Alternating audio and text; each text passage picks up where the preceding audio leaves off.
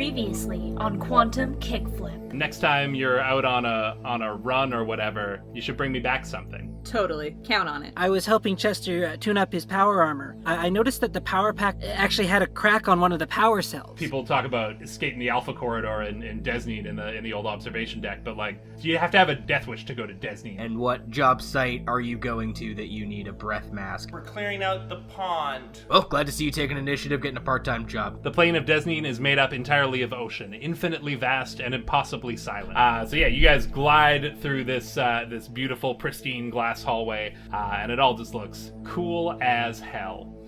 Weird gravity. You see a small, frightened-looking creature. It has 6 tentacles. I guess it wouldn't be an octopus, it'd be a hexapus. A long, low rumble reverberates through the walls of the observatory as the outermost ring of the gyroscopic station shatters, completely obliterated by something enormous, angry, and impossibly powerful.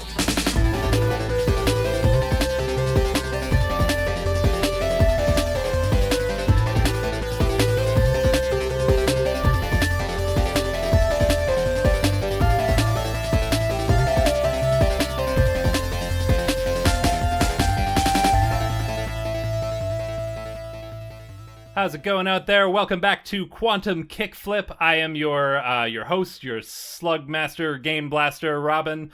And with me is 5 of my best friends. Let's get you guys to introduce yourselves in order of tallest to shortest. Hi, my name is David Ray, and I know that I'm first. I am playing Chester Capone, who's playing them with the Grit playbook, and he is just a lovable yet tough son of a gun. That is true. That's why we love him. I think I'm next. It's gotta be you. One of It's the gotta two be of you. Ayo. I'm Michael Vetsch. I will be playing Nick Lowe, the Smarts playbook. He's the young, enthusiastic, anime-obsessed boy with a sword and some ninja sneakers. I think it's me. Hey, I'm Glenna Schowalter. I'm playing Elliott Buchanan, who uses the Chill playbook. She's an aspiring singer-songwriter, and she lives up to the name. Of singer-songwriter? Or of chill? Of Chill. That makes more sense. Hello, I am Liam. I am playing Lake Marzden. She is running the Heart playbook. She is an incredibly tall teenage girl with long red hair and other unique characteristics. But she's just excited to be in this underwater adventure that we're on. And I'm last. Hello, I'm Laena Anderson, and I'm 5'2". I'm also playing. I am also playing Angus Franklin, who is the Guts playbook. Angus is a little troublemaker boy, and Well, you rascal. can't tell him what to do, Mom. That's exactly what Angus is. And then there's me. I'm Robyn. I said my name already, but I'm going to be running the show here, throwing all kinds of problems and complications at our heroes as they go about their adventure. And boy, Robyn is shorter than 5'2". Yeah. yes, I'm the smallest. I'm a little baby. You don't know. You've never met me. But boy, oh boy, problems and complications. Speaking of those, you guys are right in the middle of a bunch of them. We left off, you guys were in the underwater plane of Desnine, which is it's kind of like an ocean, but it's also kind of like outer space because it's just all water all the way down and up and side to side and every which way. It's all water, baby. You guys were in an abandoned observatory run by Drow, which is discovering and researching other worlds. But as you made your way through the station, you got into a whole mess of trouble. As we last left off, I believe Chester and Nick, you guys had just found the components that you came to this plane looking for. You found a new power cell for Chester's armor, as well as some assorted components that we're going to get into in the downtime phase. But you also tracked down a little baby hexapus, a little 6-tentacled octopus that looked very frightened and had made its way inside the station somehow. And no sooner had you found a little baby that the station was rocked by a much larger version of that creature on the outside. Meanwhile, we've got Elliott and Lake and Angus, who who just pulled off a very cool maneuver of skating through the Alpha corridor, hoverboarding on the inside of a glass cylinder, and just like making all kinds of cool stunts and effects, weaving in and out of each other's paths, helix style. It looked pretty sick, and you guys, I think, racked up some style for it. But unfortunately, the Alpha Corridor is the exact thing that the giant octopus just shattered with its big, beefy tentacles. So we're going to have to resolve that, and I think that's where we're going to start today. Y'all have no sooner finished up your cool maneuver and you're cruising through this glass corridor that you hear a deafening crash behind you, and a wall of water begins to move towards you as this ring has been shattered by a tentacle and is now flooding rapidly. What do y'all do? Make sure my breathing mask is secure. Good call. Yeah, you guys, this isn't your first foray into the ocean here. You guys actually, a couple of you warped into the water in the first place. So, I just got seawater out of my hair, damn it. I believe you were on your way to try and meet up with the others, and this Alpha Corridor stunt was more of it was kind of taking the scenic route, but you are still moving towards the next hub where you'll be able to turn and enter the central, I believe we called it the Omicron Corridor, was the middle part of the station. Oh yeah, how close are we? How close are you? That's a good question. I think you guys had finished your you had finished your stunt and kind of put on your show. So let's say that you guys are getting you're like within that quarter of the ring, like you're getting quite close, but you now need to potentially outrun a wall of water. Let's book it, gang. Yeah, I think Lake kicks off and really starts to boogie. Yeah, you don't need to tell Angus anything twice. He's moving. Okay, so you guys are all gonna run for it. I believe this is one of those situations where we can either get a roll from each of you and see how everyone individually fares, or y'all can risk it all on a team roll where everyone has to accept the result of one person's die roll. What's the plan? Do we want to roll separately? That's what I'm feeling. I think a little separately, bit. yeah. Okay. I think Lake was ready for teamwork because I don't think I've used my middle finger yet for this. No, I don't think you have. But if my team will allow me, I want to just like not today shred, like go from surfing, skateboarding to surfing, and get the whole team just right through the door, slick as you please. I mean, that sounds pretty good. Oh yeah. If we can piggyback on that, yes please. Lake is already however far between us and the door. She is already halfway there, already moving, and she just like, I guess sort of yells at the middle finger ability allows me to get a 6 automatically. I think her middle fingers are to her team where it's like, this isn't a chat about it time, let's go. And yeah, I'm going to if I can roll for our team, I will roll a 6 automatically. Ah, man, I need to remember that you have that in your back pocket and not allow But no, that's fair. That's totally an ability that's available to you. So yeah, describe to me, like, you said, yeah, you call it your team. Do you, I kind of picture like kind of almost grabbing each person by the arm and like pulling them along with her to kind of justify this group success that you just like pull everyone, the trio of you make your way through. As you reach this hub, I'm assuming you guys wanna shut that door behind you. In fact, we established that just happens, didn't we? We sure did. As Chester and Nick were moving through the station. So yeah, as you clear, just in the nick of time, the metal security door slams down behind you, and the water rushes in and crashes into that door.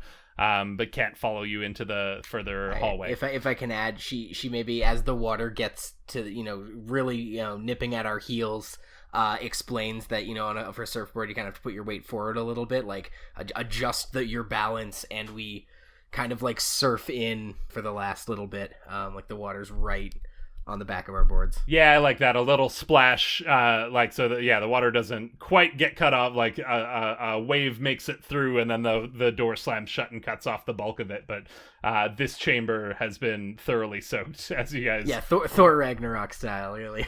Yeah. That's beautiful imagery. All right, so you find yourselves in one of the more metallic corridors here. Everything is sort of emergency backup power lit, like it's all very dim and eerie still, but the lights are on in this section of the station. Having avoided disaster, let's jump over to Nick and Chester. You two were in the in sort of the heart of the station in the central corridor. You just raided it for some parts. You found some goodies in a storage locker. You also found a little baby hexapus that is looking up at you, terrified. And then out the viewports on either side of the hallway, you can see this gigantoid monster that has wrapped itself around the station. What do Nick and Chester do? Oh, hey there, Cal. Don't worry. We're not gonna hurt you. And I'm like looking back and forth between the smaller one and the bigger one. And Chester's like trying to piece it together if there's a connection between these two. And he's like going back and looking back and forth. It takes a long time for him to piece it together, frankly. Chester's like, oh my god, it's this one, but from the future. Yeah, that's right. Nick, what do we do? Maybe if we show the big eye that little Cal here is okay, they won't mind? I named it Cal, short for calamari, by the way. Nick. Oh, right, because he comes from the calamari part of the world. Anyways, I'm going to like... Calamari region of France. Yeah. Otherwise, it's just deep fried squid. And I'm like, okay, you know what? I think I can... I'm really good with animals. And I start like putting my hand out and doing that thing and trying to like reach out to the smaller one. Try to like, I'm going to try to reunite yourself with the bigger version of yourself. And then and try to get the hexapus to come to me. You gotta sound squishier, Chester.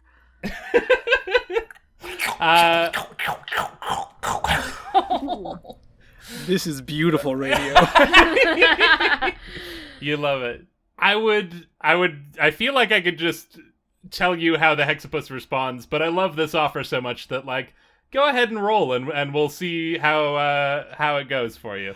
How about this? Can I just invoke my no pain, no gain?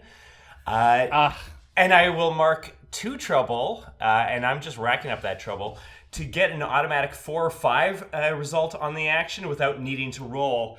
And this is my offer. The hexapus comes to me, right? Like, that's what I want, right?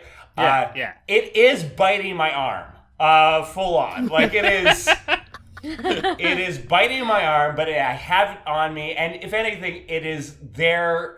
It will come with me, and I just need to hold on to the pain. Now you're going to say, well, that's going to be a slam or whatever. I'm going to then invoke my other ability, brush it off, which I can ignore slams and other minor injuries by marking 1 trouble instead of 2.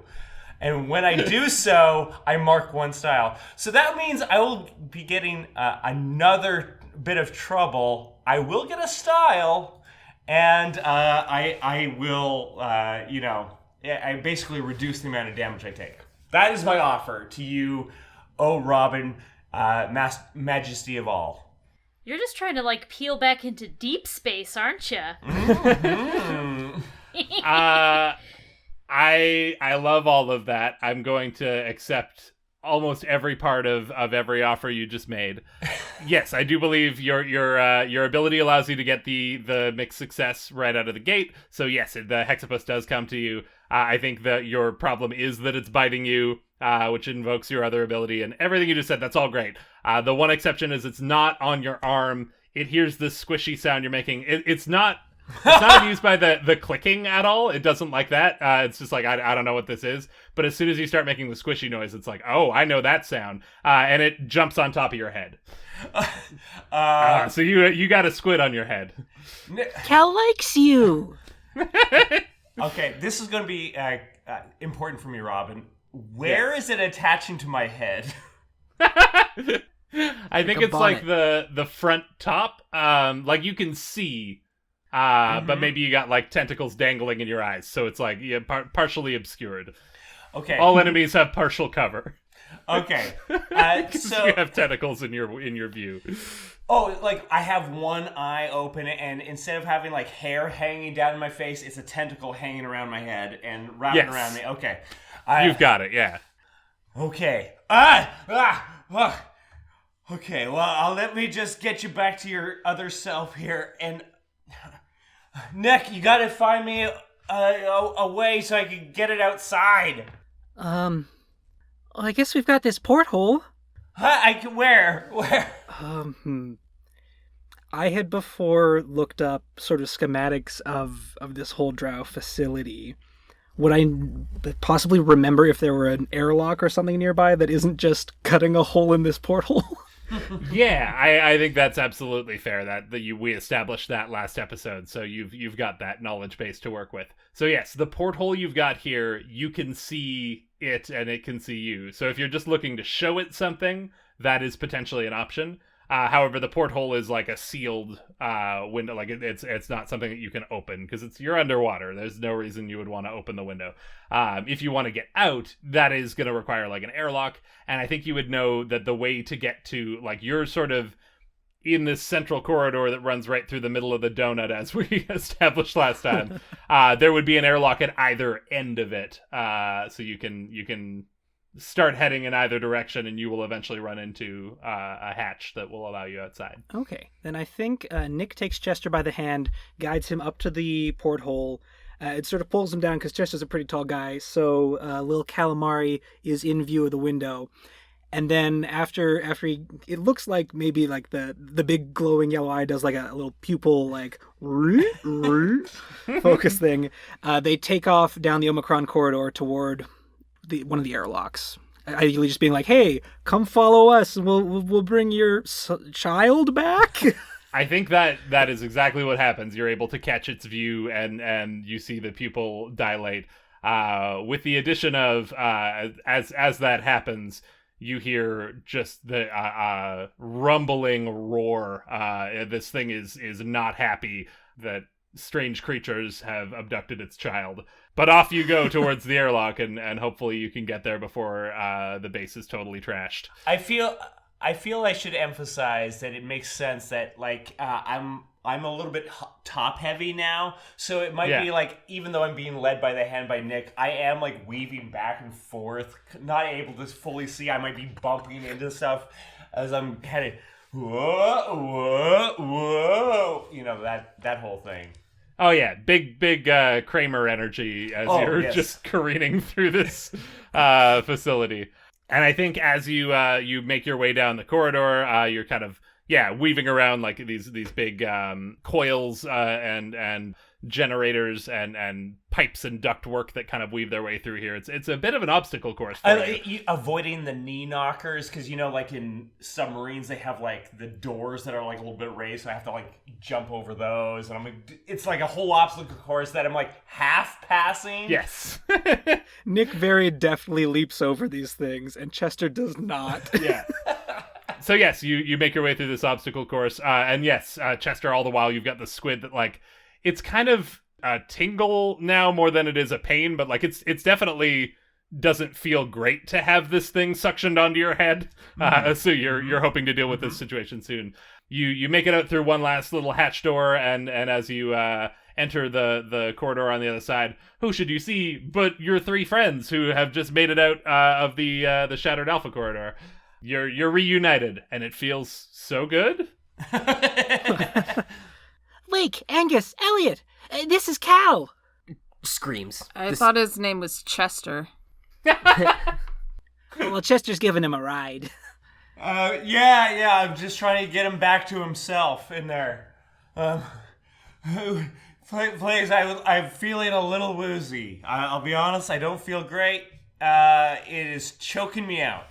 Lake is terrified. Angus is gonna go and try and pull Cal off of Chester's head, because he's like, this is not a good situation. Please, let's not do this. So he's just gonna go and like, not gently, put two hands on either end of Cal and like, pull.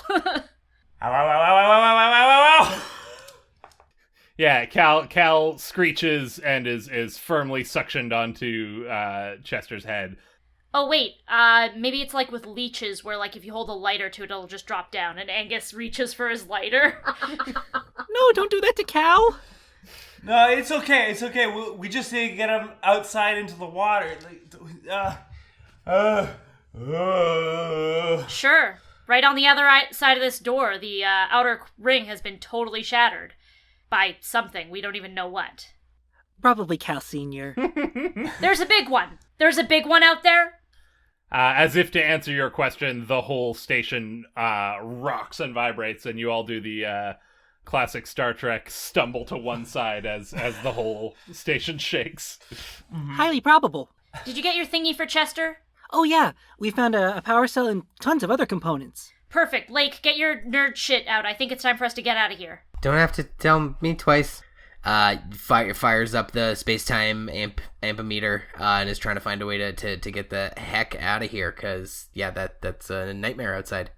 So finding a rift with my space-time ampometer. Look, you guys can start finding a way out. Just get me into the water for a little bit. I got an idea.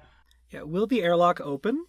Yeah, I think you can get into the chamber, the sort of airlock chamber that would connect to the other rings. There is the security door that is slammed down behind our friends as they made their way into this chamber. That one is locked shut, so it might need to be opened by force if that was the way that you wanted to go.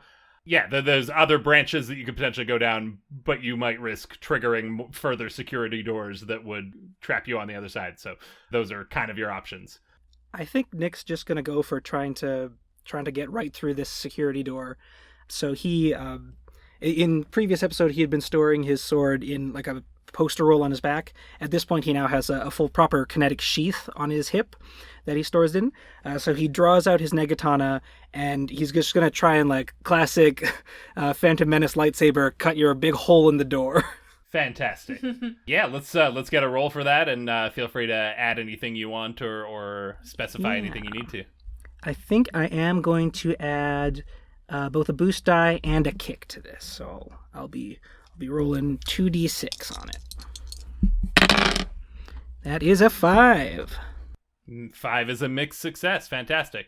Give us a little description of what this looks like, what the negatana looks like as it carves through the security door. I think it, initially as it makes contact with the metal and then presses into it, sparks start to shoot out. All of them are also sort of tinged in that deep red, like the glow of the sword itself. But once Nick actually has it in at a decent depth through the door, pulling it around in the circle actually moves so slick. It's just like very smooth, quick cut through. Because with the whole nega friction sword angle of it, like as it comes up against this friction, it actually starts to speed up and go faster, is the idea behind it. Oh, so that's so good. Yeah, instead of meeting more resistance as it moves through the door, it just swipes right through. Oh, carves through the steel like butter. Like butter. And yeah, what's left behind is a perfect glowing red circle in the door. Water does start to pour through it, but it's at a more reasonable pace than the wall that was following you guys earlier. So you've essentially like opened up a spigot, a hose tap thing that is dumping water onto the floor, but you've created a hole just big enough for someone's head. As Nick pulls off this slick maneuver and draws his sword back and kind of gestures to Chester, before Chester can stick his head through, the entire station is rocked once again. The rumbling sound of the larger beast outside, and this time you actually see the ceiling above you start to buckle down towards you as a big thick tentacle just wham slaps down on the ceiling and starts to press downwards. And it's like a trash compactor vibe. The roof is slowly being dented inwards and pushed down towards the 5 of you. I'd like to nope that, Robyn. Hell yeah. Absolutely, you can nope that. That's one of your playbook abilities is nope. You get to mark 2 trouble. So do that on your sheet. And then... How are they noping it?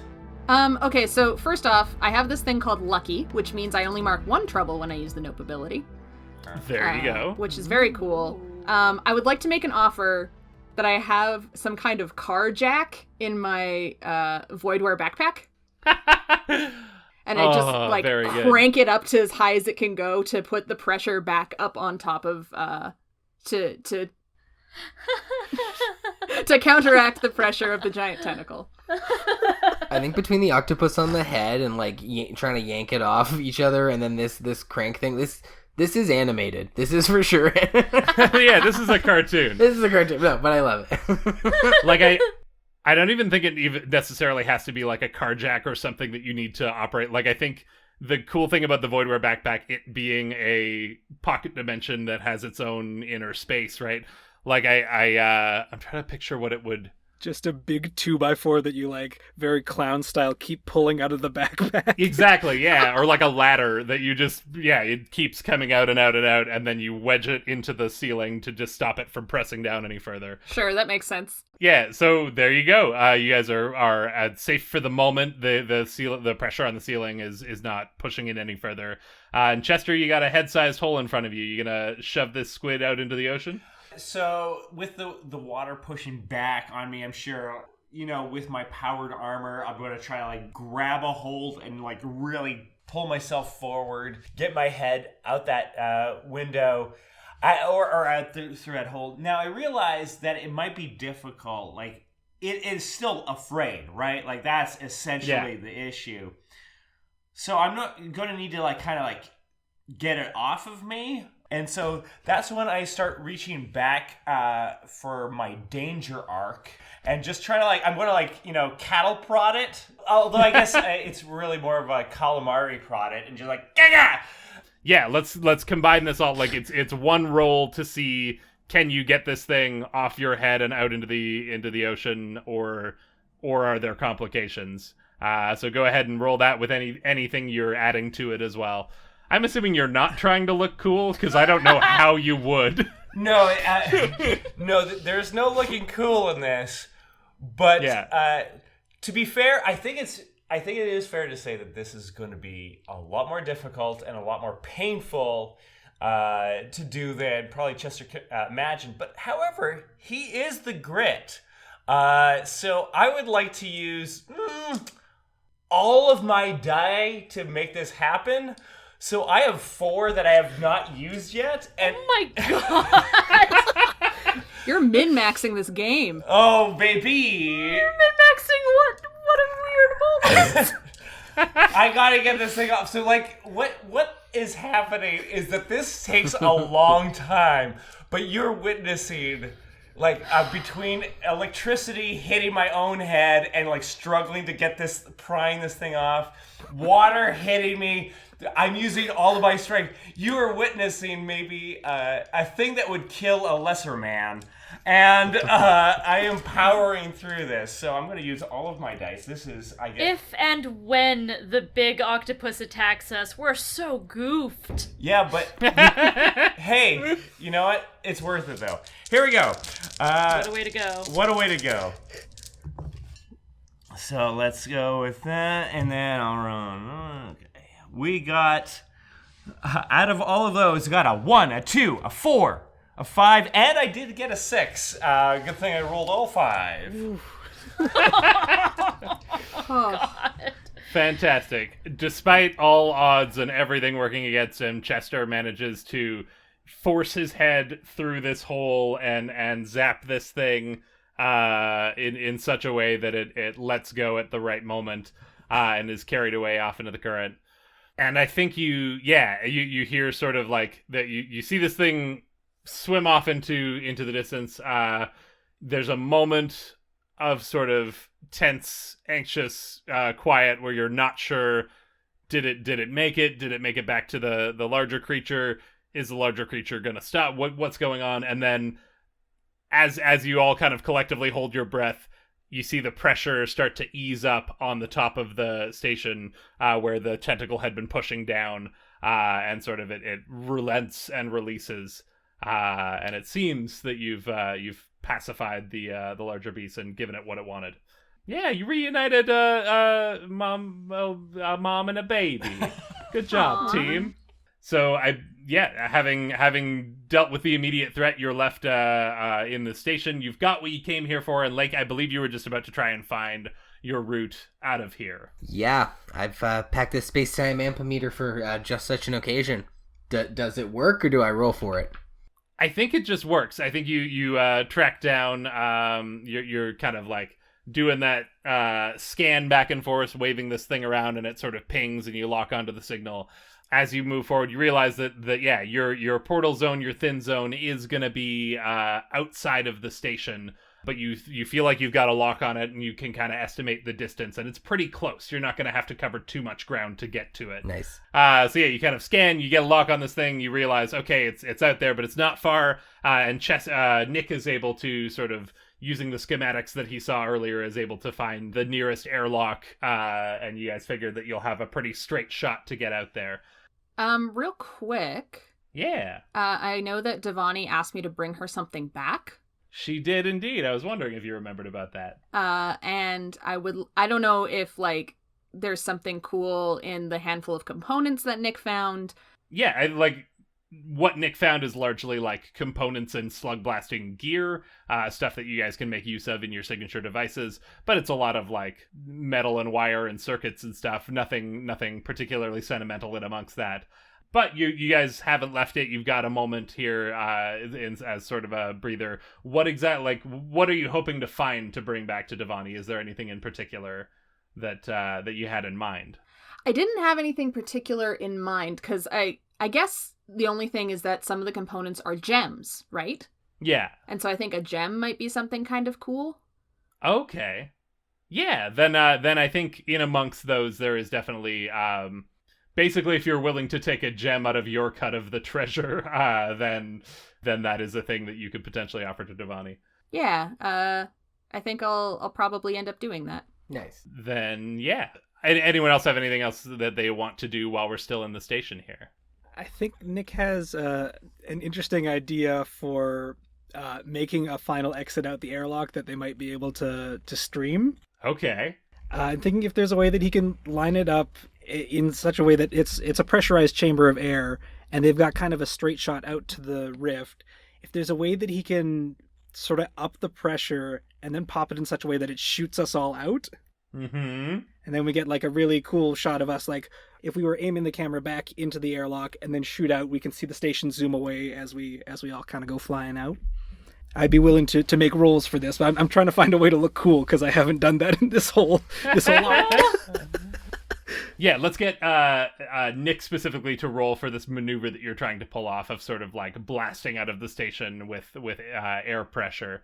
And you said you're trying to look cool. Add anything that you're wanting to add from your specials or your signature device. Yeah. And let's get that roll. I'm going to use 2 of the boost dice from my sword just to up my chances, and then I will use the last remaining kick I had from my smarts boost pool, just because I think like his understanding of the attempted physics of this will probably impact it in some manner.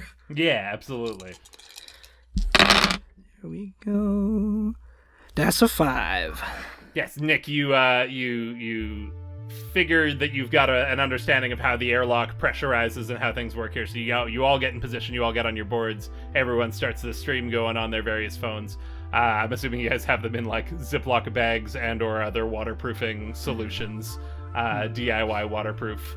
And Nick, you sort of pressurize this chamber to the point that you feel like you can withstand. And just as you're starting to kind of feel the pressure of it and it's starting to get uncomfortable, you hit the big red button and the door blasts off the side of the station and fires you out like rockets. And everyone is got their phones going. You see the station getting smaller and smaller, glinting in the sort of phosphorescent light of the underwater creatures. You maybe even see the shadow of the little hexapus and the giant dodecapus floating behind the station. The big one had 12 tentacles. You didn't ever get to see it, but now you have.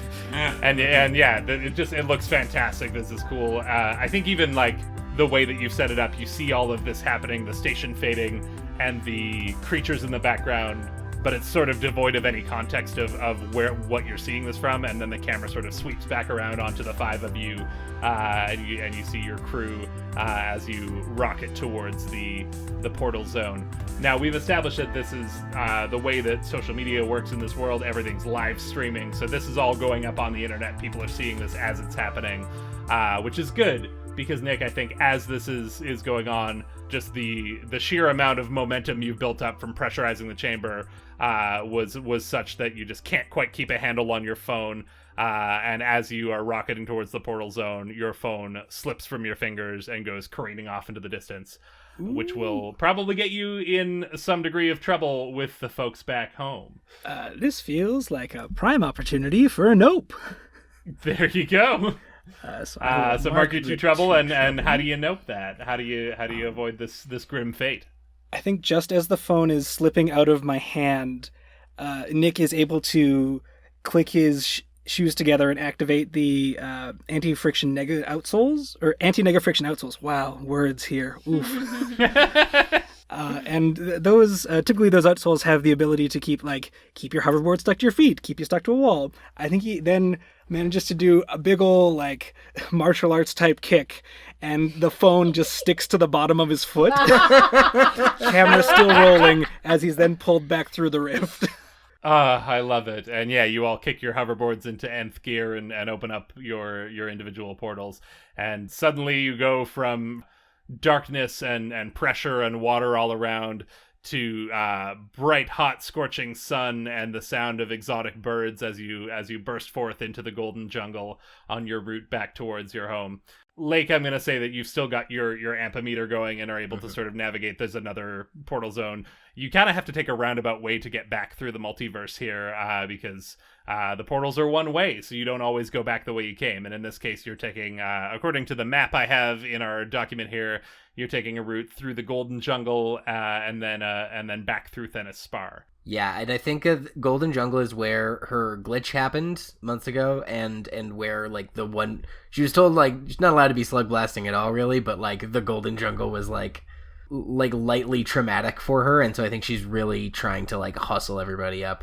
Yeah, that's fair. We didn't go through the Golden Jungle on the way to Desnine, did we? No, you did not. Okay, I feel like this would be Angus's first time in the Golden Jungle then, and he would be in the opposite camp of Lake. He would actually, ask her, oh, where's the Gundam from here? This is the Golden Jungle. This is so cool. What are some cool things you remember from going here? Can we find the Gundam? Where is it? I remember don't touch that plant or you'll get a rash. That's the one that I currently have picked up to smell. Of course. Real quick before we continue, since we were all involved in that exit, do we all mark style or just Nick?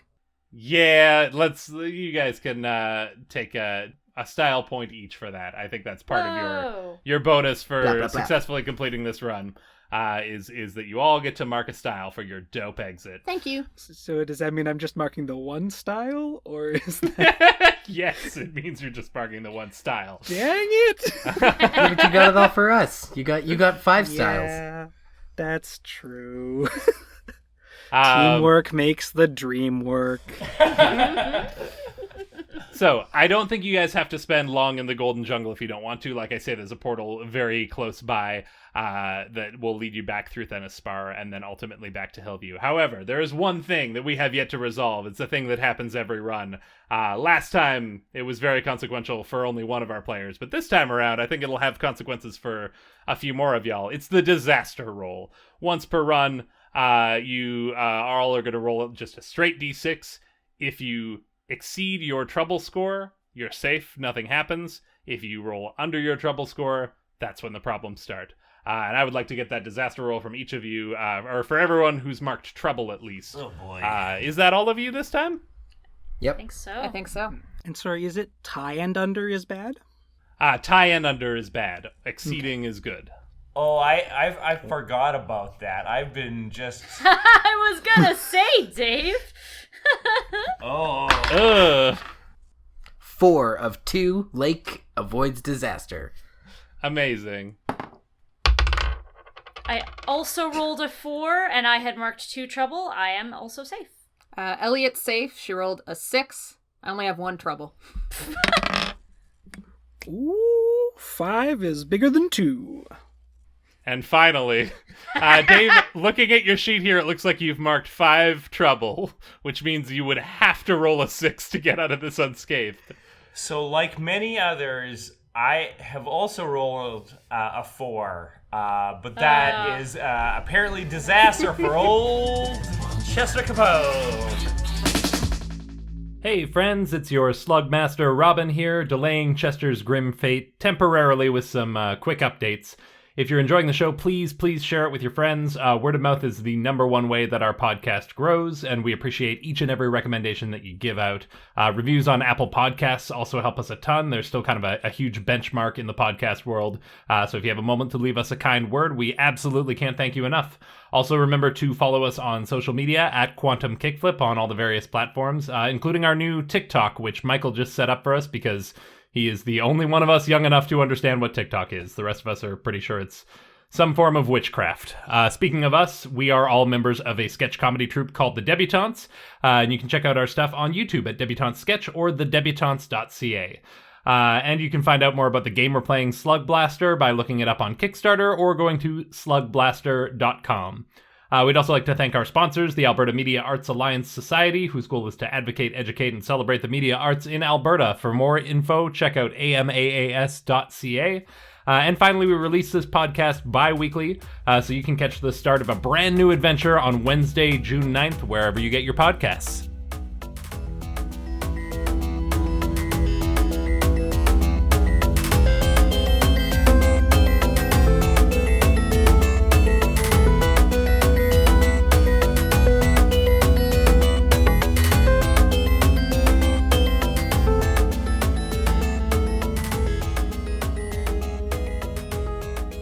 So I'm going to describe what happens for everyone else first. I think, the 4 of you punch through the portal zone into Thennis Spar, and you make your way into sort of it's a busy street marketplace. There are vendors with little tents and shanties set up, hawking various strange-looking alien wares that you don't recognize. There's a kiosk selling olive oil popsicles, I believe is a thing Lake introduced in a previous episode. It's a delicacy here in Thennis Spar. Yeah, and she's only slightly enjoying it. She's a little annoyed that Angus was dragging ass getting out of Golden Jungle. Yeah, we're not getting a Gundam selfie? No, we're not. Don't get it here. Get a popsicle. Just character moment. At you. You're buying. Yeah, fine. Lake buys Angus an olive oil popsicle. Angus, do you enjoy it? He's surprised that it's okay. I feel like it's like a chocolate on chicken or like basil in gelato, where it's like, this shouldn't work, but it kind of does. Chocolate on chicken works? Yeah, chocolate chili chicken. It's a real what? thing. Yeah. Excuse me, I'm gonna be back? You put sugar on chicken in the form of like sweet and sour sauce or whatever, or lemon chicken. It's chocolate's sugar. That makes sense. It is Dang. Okay, and so is this Wonka olive oil was on popsicle. Fair enough. Angry lick. So yeah, you're all kind of regrouping there. You pick up your popsicle and like, okay, we should probably head back towards Null. And I think that's the moment when you realize that there are only 4 of the 5 of you. It's a busy enough marketplace that it was just sort of crowded, and it took everyone a minute to sort of get eyes on each other. Like, oh yeah, okay, Elliott is here, and where did Nick? Oh yeah, Nick's over by that other kiosk. Everyone's here, and so it just kind of it dawns on you slowly that like, wait, Chester still hasn't popped into view. Hey, I'm not seeing the big guy. Yeah, did he come back through the same rift as anyone else? I'm pretty sure he was following me. Can we go back through and find him? It'd be a bit of a longer loop. We'd have to punch back through Desnine and then into the Golden Jungle again. He was in the Golden Jungle. He put the thing on his face. I told him specifically not to. Well, after that, he dropped the plant, and then he started washing off his hand and his face in a strange purple puddle on the ground.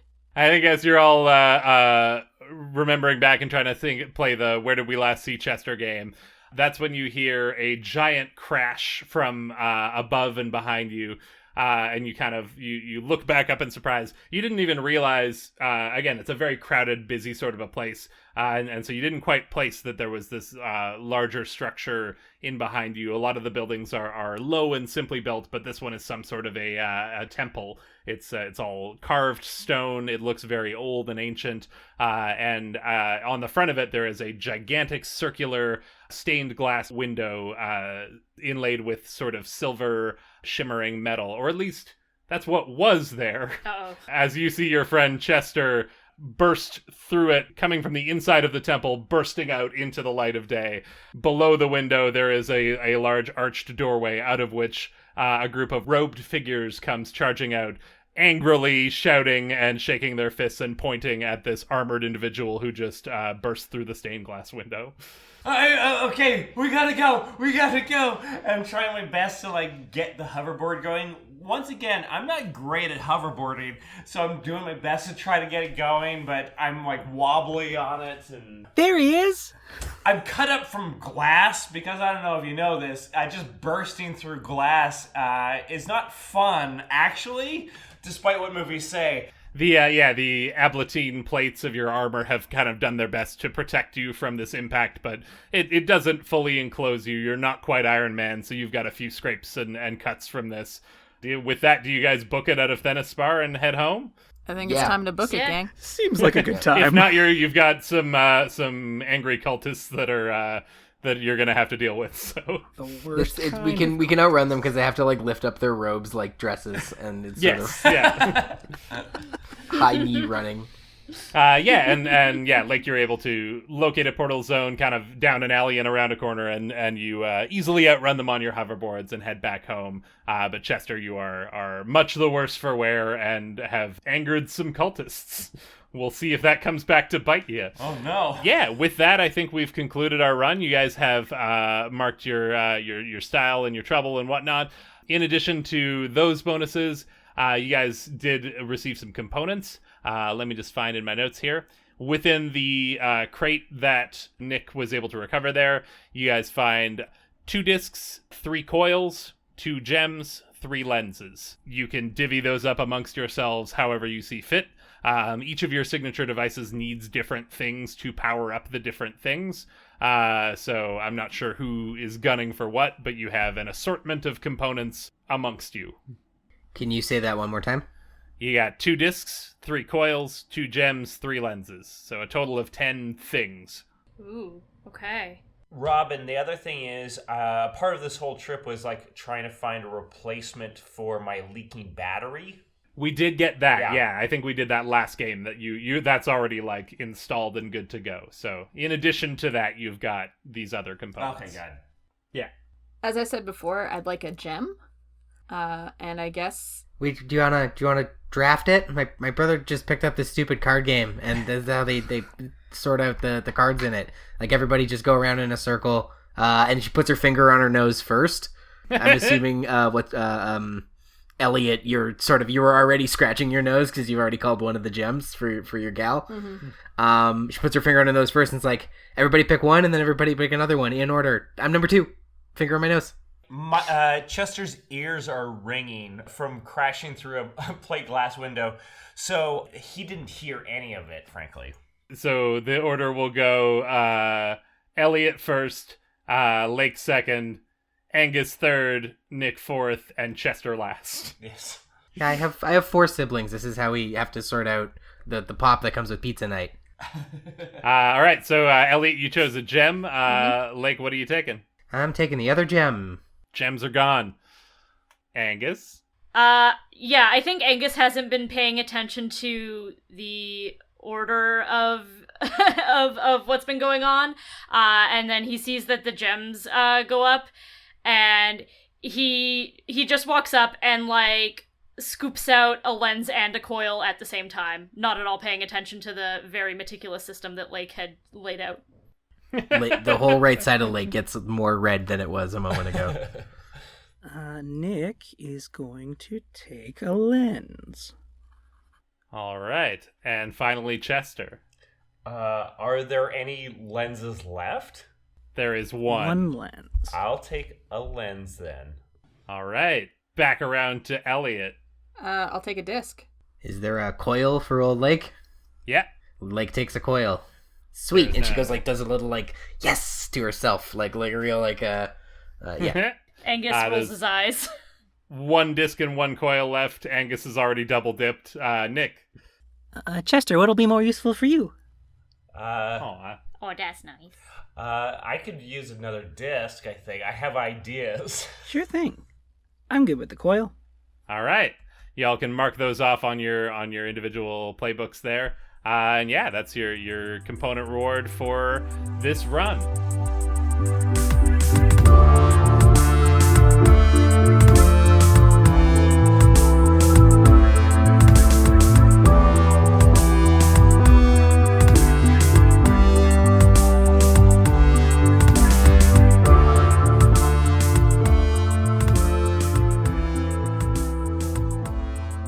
All right, so I think that brings us into the downtime portion of the game.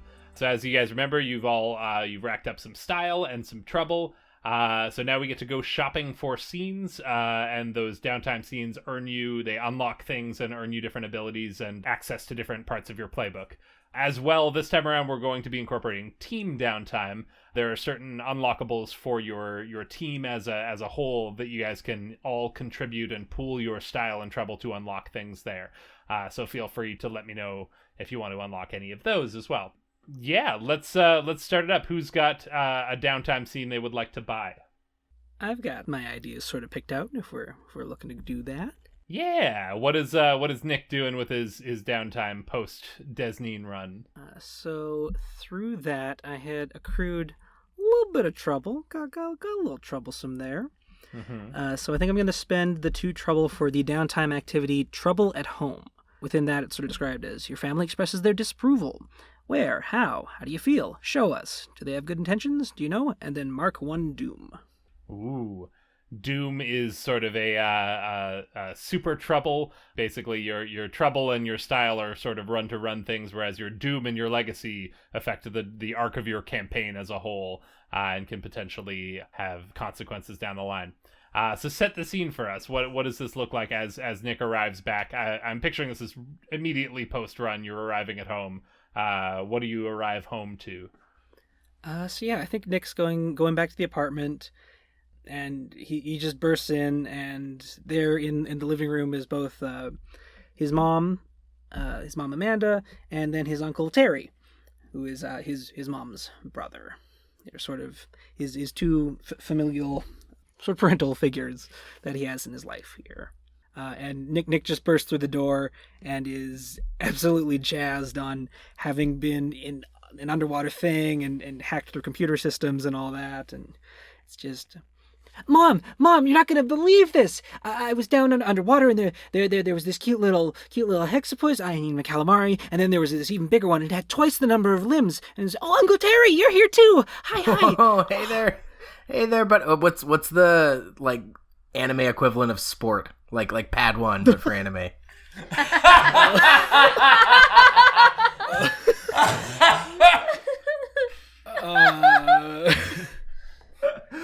What's the opposite of senpai, Michael? Go. It would be some sort of honorific, I guess. Okay. I think he just calls you Pad 1. There, he's that nerdy. Slow down there, Pad 1. Oh, sorry. I had this huge adventure, and we almost got drowned in this huge facility. But then I cut through some. Oh yeah, well there was so much water because we were out in Desnine, and it's like a plane full of just whole water. Imagine space but water, but there were still squids, and there was this whole overgrown corridor. Hang on, sorry, sweetie. I mean, I know that you're doing this slug blasting thing as a hobby. That's great. That's awesome. But sorry, you said that there was just water and squids? Yeah, different planes. They all have different things going on. Oh, but this one, then I was running around, and I worked with Chester, and we made our way through the skewer in the middle of the donut, and I was able to hack the systems, and then I hacked through an airlock door, and then I used it was a good day. Honey, that sounds really, really dangerous. Are you okay? Are you all right? Nick stops for a moment and sort of like lifts his arms, looks around. Yeah, I feel great. But, sweetie, you said you almost drowned? Oh, well, the other people were more closer to drowning, but in the end, we do all have breath masks, so I guess, unless something went wrong with those, we probably wouldn't have drowned anyway. Oh, okay, well, as long as you got breath masks, and he, goes back to looking at his phone. Terry! What? And he, tugs at his... I imagine him wearing, a green overshirt and a faded Godzilla t-shirt underneath, and otherwise just kind of looking like Kevin Smith, with a ponytail. Big ponytail, though. He's got a ponytail at the back. I'm currently wearing a green sweatshirt over top of a faded Big Lebowski t-shirt, so this rings true. Sweetie, if your adventures are causing you or your friends to almost drown, I don't know how comfortable I am with that. Come on, Mom, it's all part of adventures. And plus, we're all working together as a team. We're a group of hero friends. Nothing bad's gonna happen to us. But what if something when has bad that ever happened in a happen? story that... Well, then, I just think of a way to get through it, I guess. There's gotta be some sort of solution. You're a very smart boy. I know that. But I worry. Oh. Okay, but you're okay? Yeah, I'm okay. Next time, maybe we stay in this dimension, okay? I guess I could try that if everyone's down for that. I'll keep it in mind. Okay, honey. I just want to make sure that you're staying safe. And I think that's where we leave this, is that sort of a tenuous truce between mother and son that your mom has proposed, that maybe you could just, dimension hop and slice through reality in your own dimension, which is just super uncool. But that's what's been put in front of Nick, and we'll see if he's able to honor his mother's wishes, or if despite her warnings, he is drawn into the high stakes world of slug blasting once again. So you get one doom there. I should mention that some of these downtime arcs, they have negative consequences such as doom, but you're working your way through a series of scenes that will ultimately pay off and give you a good reward. So you're kind of raising the ante every time with the hope that you'll be able to see it all the way through. And you've taken that first step. Who else has a scene they want to buy? I feel that because I was with Nick, I feel that I would also have trouble at home, and this might be a fun way of mirroring / doing the opposite, because I was the one potentially drowning and had a squid. Yeah. I was a lot more direct trouble. So it'd be interesting to see how that trouble plays out. Same and different. Yeah, absolutely. So set the scene for us. What does Chester arrive home to? So I think it's also on the same night getting home, but the difference is my head's probably a little bit off. I still have welts from the suctions on my head, and I'm a little bit dizzy. So it's almost like I'm stumbling home drunk, right? That's what it looks like. I'm picturing, large, big purple welt on your forehead from where the suction cup was stuck from the squid. And maybe your nostrils are sort of inflamed like allergies because you puffed that flower in the golden jungle. Probably still got some glass in you, too. Yeah, I'm cut out from the glass. I have every dimension causing me injury. Mm-hmm. Oh, and also I'm still soaking wet, right? I got sprayed with all that water. So I'm coming with my hoverboard. It is, you can, when a device sounded one way and then you do something to it and it never sounds the same. So now it's a little bit waterlogged. So now it has a low level buzz. That's my work hoverboard now with a low level buzz as I'm coming up to my house. And I get off of it, I'm stumbling around. I don't know who is there to greet me. Yeah, I leave that to either my Graham Capone or my dad to figure out. I think if this is trouble at home is the scene you're buying, Dave, Mm-hmm. then I think it's dad waiting for you. I think your dad is standing on the porch. Yeah. He's sitting. He looks like a Clint Eastwood in that movie where he's just like sitting on the porch. But he's got a beer in his hand and he's like waiting for you. Yeah, so this is just outside. I don't make it all the way inside, but I'm like, you can hear the buzzing of the hoverboard approaching the house, and I get off of it, and oh, hey, Dad. You had sort of somewhat deceived me, I believe, last episode, and my hope was that I would take all the breath masks and like dry them out, and I figured that would be okay, but yeah, Chester's cover story was that he was cleaning up the lake, I believe. Yes. Yeah. And the thing is, I forgot to grab the breath masks. I've completely forgotten. I'm like, my bell is rung. I don't realize what I was all supposed to do, and so I'm coming home, forgetting that I had a whole ruse. And hey, Dad. He doesn't say anything until you get like past him into the door, and then he's just like, "Stop." Huh? Where are the breath masks? Oh yeah, right. You know, I had to leave them with my other people that worked in Don't. the I'd lake. save it. Don't even go inside. Look. Okay. Inside. Okay. I stumble inside. I think Gran Capone is in the kitchen, just like making herself a little sandwich, and is not necessarily in the scene, but is observing from the background and can toss out snarky comments if and when she so chooses.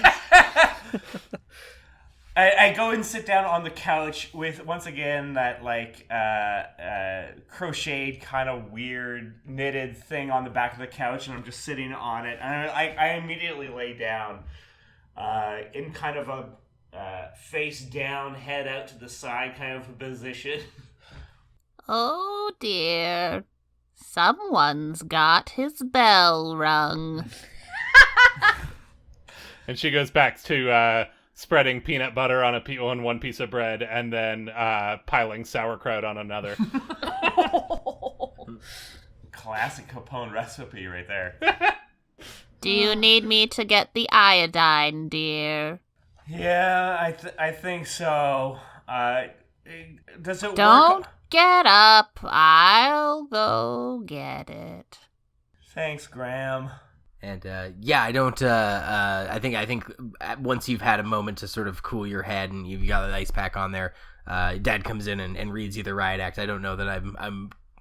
If my neighbors will appreciate me yelling at you like a teenage son, but I think it's like just big, like volume gets loud, spit coming out of his mouth. He's like livid because he's now gonna have to tell his boss at work tomorrow why he doesn't have the breath masks. Yeah.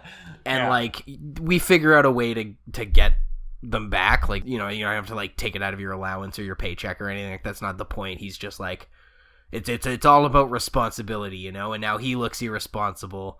Like that lays it on real thick about like, now I look irresponsible because you're irresponsible, and just like... And I think, like, as you're yelling all of that, and maybe you're coming to the end, it's just like... And this is probably the thing that tips it off, is just like, oh yeah, well, at least I'm trying to be better than what I am! Whoa. Like, what the hell is that supposed to mean? And then on the yelling goes into the night, but that's the biggest offense, I think. Yeah, you've Dad is not happy about that. But eventually your Gran returns with the iodine, and it stings, but it's the third worst pain you've felt this evening. The first was your dad's disappointment, and the second was the squid on your head. Or crashing through the window. There's a long list of pain that Chester has felt. But it ranks on the list. Mm-hmm. Who else has a downtime scene that they would like to purchase? Yeah. I want to do all the small things. Ooh. Clear 2 style. A scene where you reflect on a memory, enjoy a perfect moment, inspect something you'll cherish forever, or connect with a friend. Mm. So I want to connect with Divvying.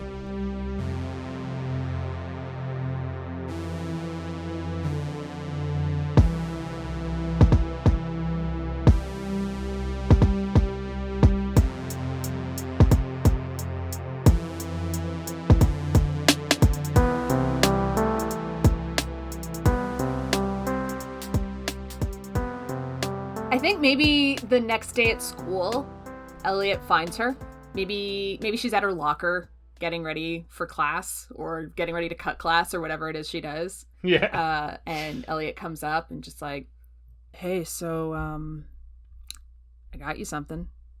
Oh. What you, for me? Yeah. She kind of plays it coy. Yeah, we were in this cool underwater base thing, and I found this sweet-looking gem. And you pull it out. It can look like anything you want. Describe what sort of gem we're dealing with here. I'm thinking like a chunky, maybe like a topaz kind of a color, sort of a rough topaz that hasn't been cut. Ooh, I like that. About how big of a, again, it can look like whatever you want, but about how big of a gem are we dealing with here? Maybe the size of like a golf ball? Yeah, okay. So not huge, but like pretty big. Pretty big for a gem. Yeah, so I think she picks it up and is like, oh my god, and holds it up to kind of the fluorescent lighting up above and is like, this is beautiful. Thank you. When I asked you to bring something back from slug blasting, I thought it'd be like a scorched hunk of metal or a weird looking rock or something. I didn't expect anything like this. This is beautiful. Well, you're welcome. I'll let you know if I find anything else cool. I think it's at that moment, like you found her at her locker, assuming she's like getting her books and getting ready to go to class. But it's at that moment that you notice that what she's doing at her locker is like grabbing her sweater and her bag, and she kind of sees you notice this and is like, "Hey, what do you got going on right now in the middle of this school day?" I mean, nothing really. You want to get out of here? Yeah, I'd really like that. Cool. All right, follow me, and just like keep an eye out. Don't move too fast, and keep an eye out for Patterchuck, because if you're not careful, he'll hold you up. That's a rookie mistake. Yeah, I know. Then you guys kind of do the eyes darting side to side, and you manage to find your window, and you slip off down that same hallway and out the door. Yeah, and I think you guys just have a nice afternoon together. You maybe get up to typical teenage shenanigans. You walk over to the convenience store and you get Slurpees and you buy some of the $2 cardboard nachos and put way too much free cheese on them. Yeah, typical teenage experience stuff that everyone, this isn't just me channeling my own childhood. Everyone did this kind of thing. But yeah, you have a pleasant afternoon together and just kind of get to know each other a little better. And I think that's where we leave that scene between the two of you. But she's very, very impressed with the gem. Cool. Yeah. What did that get you there? All the small things. Oh, you mark one legacy. Mm-hmm. Very cool. Are we doing upgrades now, or are you wanting to wait? Yeah. In and amongst the downtime phase, if you guys want to upgrade your devices, this is sort of the first opportunity you've had to do that, because this is the first time any of you guys have had any components to plug into your devices. So yeah, what were you thinking of doing? I want to use a coil that I got from last downtime and a disc that I got this time to make a chaos vent. Ooh. Tell us what that does, yeah. Turn your bag into a one-way portal to a randomly selected world. Very cool. Oh, and the bag goes with you. It specifies. Yeah. I was about to be like, wait, how does that... I imagine you have to pull it inside out as you go through it. Mm-hmm. Very cool. Who else has a downtime scene and or upgrade that they'd like to do? So I've been looking at the team downtime options. Mm-hmm. And given everything that's happened on our way back from Desnine, I'm pretty intrigued by VIP entrance. Clear to style unlocks one portal zone. Oh, very cool. I do have the style to get it, but given that it is on the team tab, does anyone else... Is this something that appeals to anyone else that they might want to throw a style point towards? Yeah, I definitely have style to spare. I don't know if it appeals to Lake, but I got style to spare. I want to spend it probably wouldn't, because I want to open the portal zone from Null directly to the Golden Jungle. Oh, yeah, she got beef with that. But I think, because we had to go, back this way, and that was a whole thing where she, wanted you to hurry up. Maybe, not, under false pretenses or anything, but just, her getting us from there to here helps you get us back. So I can contribute in that way. I also Yeah. have an offer for how Angus can find this in the scene. Sure. For sure. What I potentially see happening is maybe Angus and Lake are in the library one day or in the cafeteria or something. Mhm. And Lake says, "Watch my stuff, I'm going to the bathroom." At which point, Angus looks through Lake's bag, takes out the space-time ampemeter, plugs it into his own phone, and basically just looks around, like, sort of gets a sense of, okay, how does this even work? How does this detect things? And something that I did give Angus as a character trait is that he has a knack for tinkering with electronics. Mhm. So in the couple of minutes that Lake might be gone, he fidgets around with her space-time ampemeter, figures out how to find a thin zone that could specifically lead to the Golden Jungle, unplugs it, and returns it back to her bag before she comes back. Love it. Yeah, she comes back whistling. Doesn't there's like a moment where you think she's gonna be like, she's like, hey, and like looks really hard at her bag, and it gets really tense, and she's like, oh, one of the little keychains fell off. The little Pikachu keychain, I lost it somewhere. Oh well, and just like carries on. Beautiful. All right. So yeah, mark off your own, like, spend the style on your own page, and then unlock your portal zone. Who's next? Yeah, I guess that'd be Lake. I'm gonna go with angst. I wanna buy an angst scene. I'm gonna clear True Trouble, Mark 1 Doom, and I got to vent to my older brother about my reckless teammates. Because angst says a moment of jealousy, anger, depression, anxiety. Do we know what's causing it yet? How do you show it? Mark 1 Doom. And I think she just like needs to vent to her cool former slug blasting older brother about how like it is both unfair that mom won't really like give her a longer leash, and also how the people she slug blast with are gonna jeopardize what little leash she has. So Set the scene for where is this conversation happening? I think maybe I like idea of a not like a back porch, but just like a back sitting area. And I think Camry smokes. Michael, if you're okay with being a smoker. Sure. And I think maybe Lake's eating those aforementioned cardboard nachos with too much cheese and offers him one. And she slams it down on the barbecue, like the little side thing on the barbecue, and she's like, Oh, hell yeah. Ooh, room temp notch, always down. Thanks, sis. As you pig out, she's like kind of goes, like she kind of like attention, like.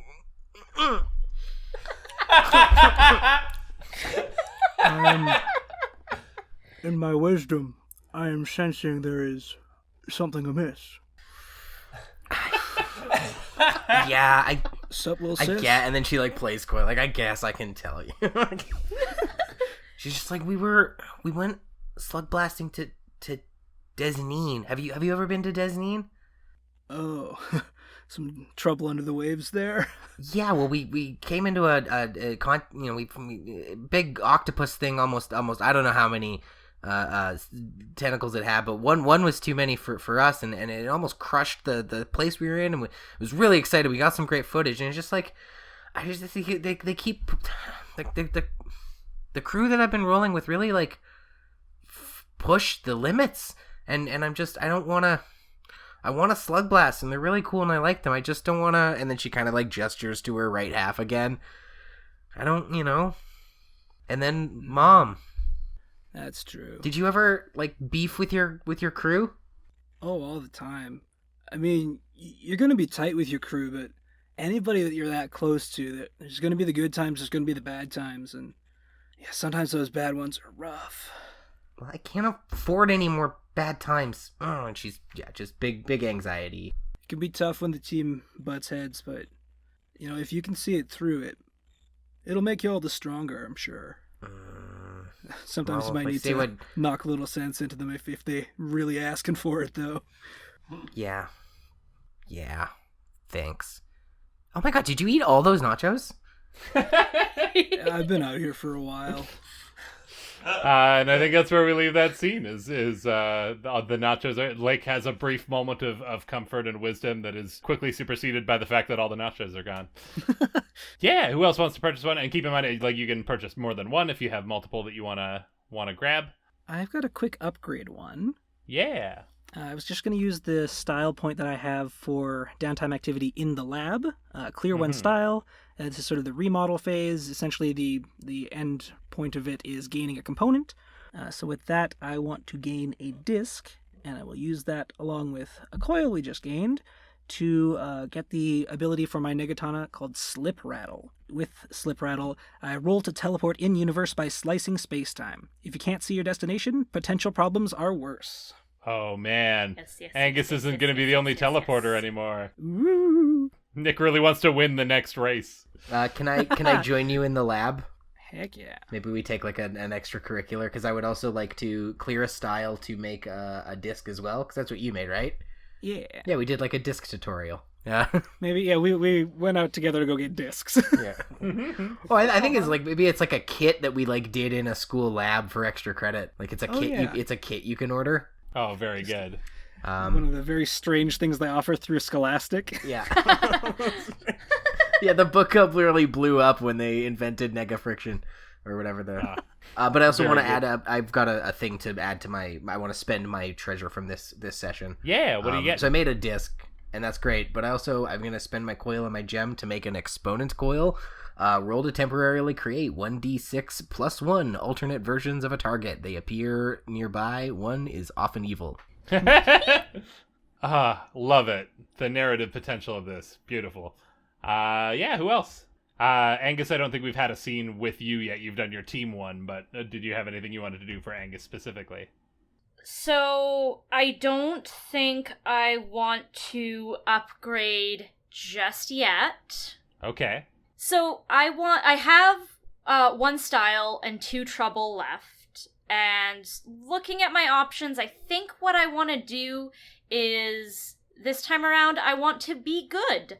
Clear 1 style, chores, homework, Bible study, showing up on time to your part-time job at Burger Man for once. You know, trying. Clear 1 trouble.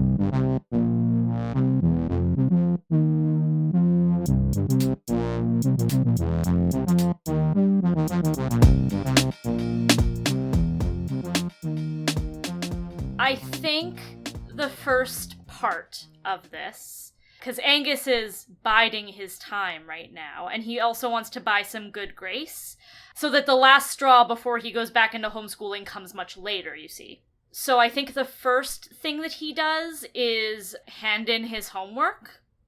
Very good. Just hand in his homework. And the scene I'm kind of seeing is maybe he offers to go to the grocery store with his mom. And normally that's something that she does with his brother Garrett, or she just goes on her own. But Angus offers to go with her to the grocery store. Maybe they run into someone. Maybe not. Maybe he's just a nice boy who helps out. Pushes the cart. Pushes the cart. I like that offer. So you're let's say you're rolling down the cereal aisle with your shopping cart with your mom there. And your mom is holding up the various all brand varieties and trying to figure out, like, the small boxes are on sale, but the bigger box is always at a lower price because you have the bulk. So she's comparing the two and trying to figure out which one's the better deal and how to get the most brand for your buck. And that's where we enter the scene here.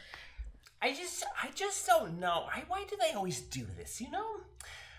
Don't you know, Agnes, this is just too difficult. Do you know the math on this? Well, you can't let them fool you here, Mom, because, you see, they put the biggest number in front, the one that they want you to see. Yeah, that's right. So the smaller one looks like the bigger deal, but remember that you have to feed, me and Garrett and Stacy and Horace, so... yeah, that's a good point there. See, you gotta look, there's the big number, right? Don't let the big impressions fool you, It's just like with people, right? People put this big show of who they want you to think that they are. But what you gotta do is look past that and see who they really are. So you see this smaller number here? Yeah. That's the price per 100 grams, and you want the lower price point. And as you can see, the bigger box clearly has the lower price point, Mom. Okay, you're preaching now. Okay, we got it. We'll get the big box. We'll get the big box, and they'll be fine. Hey, you should be happy I'm paying attention in school or whatever to math. You know what? Yeah, that is true, Angus. Angie, I always appreciate you. And, I like that you're coming with me on this, serial grocery adventure. This is what this is important for you, spending time with family, Yeah, spending time with people I care about, absolutely. Yeah, of course. Well, hey, now that you're here, maybe you want to get a little bit of a treat. What kind of treat you want to get there? I won't tell the others. I won't tell Stacy or Garrett or any of the. Don't worry, you just. Mom, I love those no-name cookies that are like the knockoff Oreos. Oh, yes, Barrios. Yeah, of course, get yourself some Barrios there. Don't even worry about it. It'll just be for you. We won't tell the others, okay? Don't worry. Hey, you're the best, Ma. You're the best. Well, actually, you're equally the best with your brothers and sister, but You just have to say that because you gave birth to all of us. It's true. It was equally a pain. Although, let's be fair, Garrett was worse. That was 3 days I will never get back. Garrett has a huge head. It was too big. The head on Garrett is too big, and boy, howdy. Anyways, this is about too much information for both you and this grocery store. Let's keep moving on there. This conversation has proceeded from the cereal aisle through the cookie aisle to the checkout, and the clerk at the checkout is just giving you a dumbfounded look and like kind of gestures to the debit pad. It's like, okay. Hey, don't look at me like that. There, you'll understand when you have to give birth. Okay, let me tell you. It's like a portly 30-something man with a huge beard, and he just kind of it's Uncle Terry nods. It's Uncle Terry. Yeah. It's just like, sure. And that's where we leave that scene. Oh, beautiful. Oh, man. Not only did I get to clear trouble, I also got cookies out of it. Hell yeah. Amazing. Yeah, mark 1 cookie box on your playbook there. Will do. Thank you so much. That'll be important. Does anyone else have any scenes or upgrades they want to purchase?